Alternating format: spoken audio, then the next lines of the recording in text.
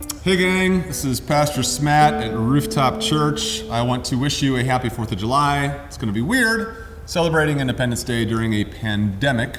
So however you choose to spend it, I hope that you are grateful for the many blessings we get to enjoy as a nation.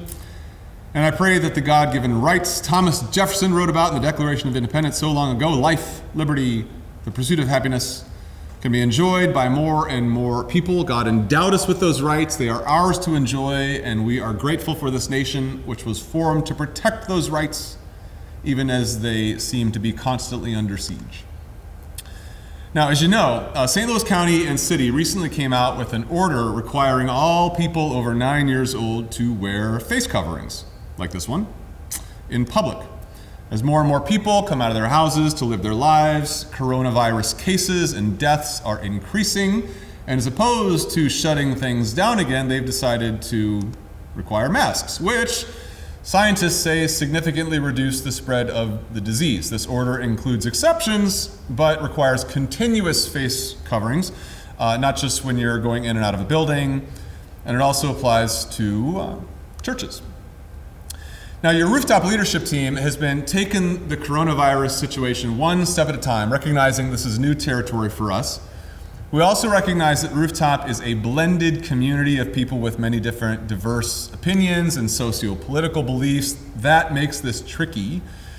At the beginning of this pandemic, though, we committed ourselves to two key values that we think the Bible teaches, and quite clearly. First, we're going to serve one another in love, as Jesus did. Jesus calls us to be humble servants. That means we're not going to judge each other, or we're going to sacrifice for each other as Jesus sacrificed for us. It means we're going to work hard to serve our community by trying to be part of the solution. We're going to serve. And secondly, we're going to submit. We're going to submit to our civic authorities. Paul tells us we should in Romans 13, and unless we're being asked to not follow Jesus anymore, which, we're not being asked to do that, we're going to do our best to abide by their leadership. We're going to submit, even if we, might disagree with or be offended by what they're asking us to do. So with these values in mind, serve and submit, the Rooftop elders have decided to follow the mask requirement at church. We are thus asking that anybody joining us for live worship on Sunday morning come wearing a mask, and that they keep it on during the service. If you don't have a mask or you forget yours at home, we'll have them at the greeting station for you. Now, a few things to note here. First, this means we're going to cancel our 4 o'clock mask required service starting immediately. Really, this just pertains to the 8 of you that have been coming. So, hey, 8 of you, we won't see you Sunday afternoon. We'll see you Sunday morning. Second, just because people will be wearing masks doesn't mean we're not going to social distance anymore. We're still going to be spaced out. Also, of course, if you're sick or you've spent extended time in close contact with someone who is sick, please stay home, watch us online. Third, there are exceptions to the order. They include children under the age of 2, anybody with certain types of health conditions, kids between 2 and 9 should wear one only with adult supervision. Fourth, the county order also makes exceptions for people for whom masks make conducting business difficult. So our stage speakers and singers on Sunday morning won't be wearing masks, but we'll be spacing people out as much as possible. There will be fewer people on stage. The front row will be pushed back a little bit to protect people from flying droplets out of my mouth. Fifth, and most important, we know you might disagree with this order. You might think masks aren't worth the inconvenience, or a violation of your freedom, or a political tool of the ruling class. You might refuse to wear one.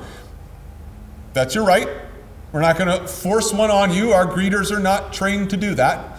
Nor are we going to turn conscientious objectors away at the door. We've never turned anybody away from church. We're not going to start now. But we would ask that you respect those around you who might be trying to practice social distancing. Remember, serve one another in love. In fact, we've got these cool bracelets, red, yellow, green, that you can wear to let people around you know how close they can get to you. And lastly, we don't know how long this mask requirement is going to last, but we will keep you posted.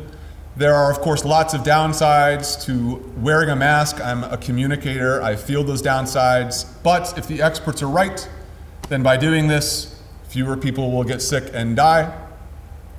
I still hope it ends soon, though. I hope this whole thing ends soon. I hope that soon enough we will all be able to see each other and worship God again without masks and with unveiled faces, as Paul says in Corinthians.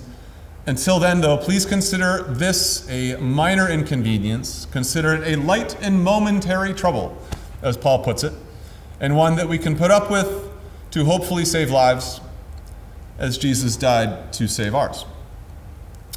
So that's that from me. Thanks again for your support, your understanding. As always, your leaders are here to serve. Please contact us if you have any questions or concerns, or just need to talk or pray. Happy 4th of July to you. And to all Americans, this is Pastor Smat, smiting out.